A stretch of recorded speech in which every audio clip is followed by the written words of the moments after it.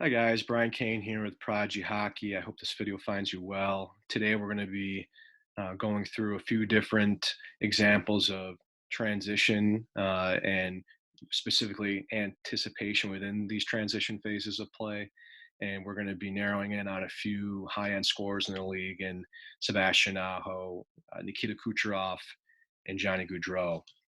And the goal of this video is not to discount the importance of back pressure or being on the defensive side of the puck. Those are crucial things. More, this is just to take a peek at what some of these high-end scorers who certainly have a long leash and are proven producers in the National Hockey League, what some of the things they do to give themselves more advantages in these transition phases of play, and how well they anticipate and quickly they make decisions to put themselves in places to be a threat. So again, the goal of this is to bring to light some of those decisions they make and how they operate in those moments, but not to discount the importance of back pressure, defensive side positioning, and these same players also produce offense that way as well. But today we're just going to be focusing on some of the transition phases where, again, they're thinking a couple steps ahead and anticipating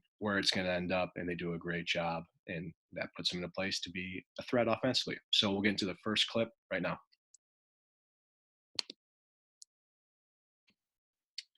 All right, with this first clip, we're going to be looking at Sebastian Aho.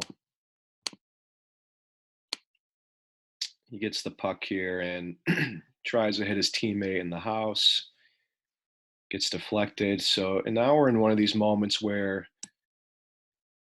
there's a little bit of uncertainty around who's going to get possession. And this is where I want to identify, what is Aho doing right now? What decisions is he making off of this puck?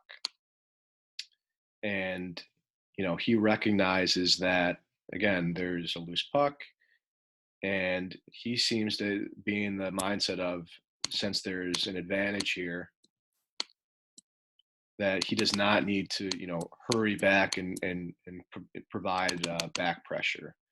And again, these little decisions in these transition moments from in possession, out of possession, back into possession are what these type of players seem to get right a lot. And since he doesn't hurry back and back check through the middle because he's anticipating that they're going to get it back, now he's got gapping and is behind an opponent.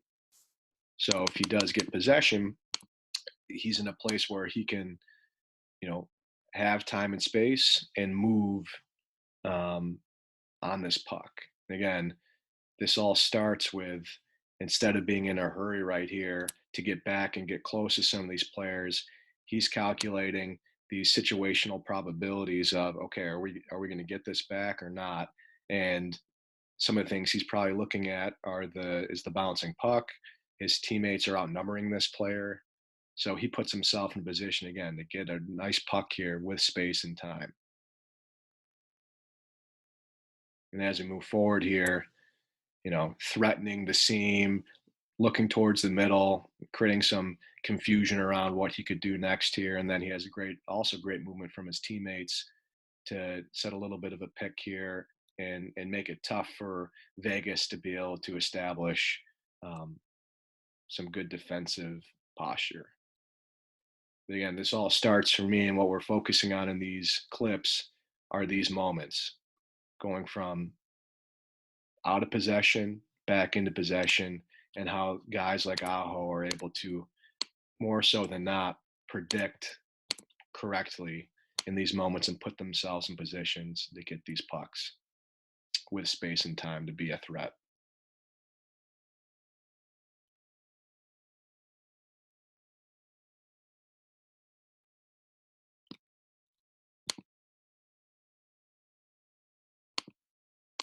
Okay, the next clip is of Nikita Kucherov. Okay, you'll find him right here. And right now, again, he's on the back check, but he's recognizing that 71 on Montreal is going into some pressure. And now we have this similar type situation where there's kind of a free puck. And notice how he doesn't engage immediately, right? He's sensing that there might be an opportunity to strike offensively and start to get an advantage positionally. So he doesn't get tied up. He puts himself in a position to be free. And now he's got the puck and he has body position on 43. You're starting to back check him. And then the next piece here, which is another important piece of the puzzle of puck support and some of these moments, which maybe someone like Kucherov might not get a lot of credit for, is working hard to get body position on plays like this, and that puts him in a position to get this puck. But again, the thing we're focusing on the most here are these moments here of um, being out of possession, moving into a position where the puck is, we aren't sure who's going to collect it.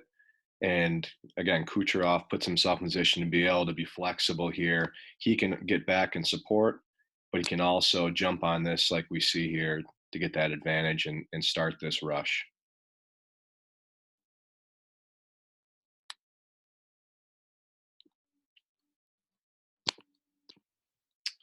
Okay, this next clip is of Johnny Gaudreau. And this is where systems come into play too here a little bit. So Johnny's right here. And a lot of these plays, teams are stretching immediately or having one of their players stretch, try to push the D back. And again, if they don't have possession, they're still going out and pressuring that point man. But again, this is one of these reads where Anaheim has the puck right now, obviously, and Johnny is still going with some pace. But watch, he's playing the odds here again, seeing the shot, not stopping his momentum, and sensing that, again, his team might get this back. And he reads it correctly. Now he's in a place where he's above, behind these opponents and puts himself in position to be able to get a really quality chance. But this sort of decision making, again, there's got to be, and this is where what separates someone like him from other players in the league are more often than not, he makes the right decision here and he anticipates repossessing the puck.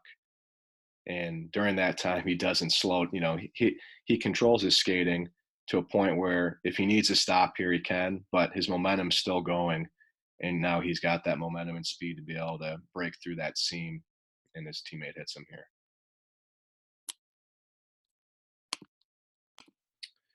Okay, this next clip, Kucherov again. He turns it over here, and then watch what he does. There's no movement. And again, he's predicting that with the pressure his teammates have on the Blackhawks right now, that they're going to be able to retain this puck again after he just turned it over. So his instinct is, instead of immediately getting back into the play, he's again playing the odds, and his situational awareness is telling him, okay, I think we're going to get this back because we have good pressure on the puck, and his teammates are in good defensive posture. So we'll watch what happens here. He stays behind the play, gets behind both D, and obviously puts this one home.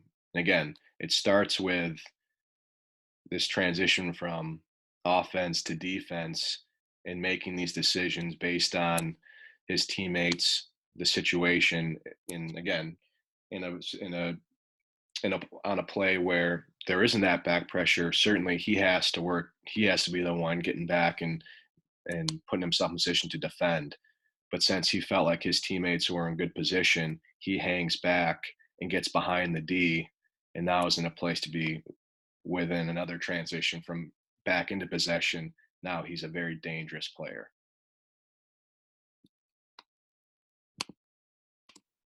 Okay, one more clip here. We're looking at Mr. Aho. So right now Detroit has the puck. They're bringing it up. A little bit of a deflection. Isn't the Wings now don't have full possession? And if we watch Aho, he starts to sense this, pushes off the guy as he sees his teammate, getting close to being in possession. But again, it's not full possession, and he is taking a little bit of a chance here. Um, but again, he reads it properly, doesn't get tied up, pushes off this guy, gets the body position, and Teravainen makes an incredible pass to hit him. But these moments going from possession, out of possession, back to into possession, these sort of players like Aho, Kucherov, Gaudreau, and guys like Kaner and a few others in the league just seem to be able to anticipate these plays correctly more often than their peers in the league.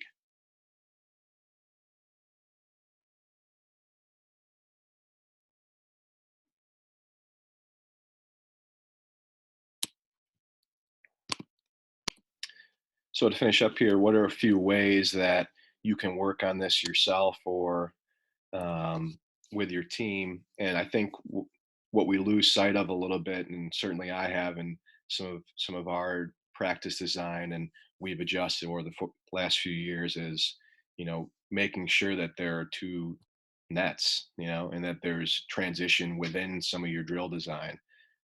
These moments you need to be in, and you need to be able to calculate very quickly, you know, well, how things are going to, how are they going to progress. Um, so the better you can get at predicting what's going to happen, the more you can put yourself in position to get off of players, have space, and be able to transition quickly into offense. But if you're never playing games with transition phases, then it's going to be harder for you to be able to recognize those moments when you're in an actual game. So I think just even 2v2 with two nets, um, as simple as that can give you some, a miniature version of some of these moments. And then the more complex you want to make it, you add more players and more variables to that. And then another piece is, and not as beneficial as being in the moment and seeing it yourself on the ice and having to make those decisions, but watching film and watching how some of these guys are anticipating plays. And again, we don't want to put ourselves in bad defensive positions, but if you become really good at anticipating what's going to happen, and 7 out of 10 you're making a good play or making the right read to get open, you're going to get a little bit more of an opportunity, I think, from your coaches, as well as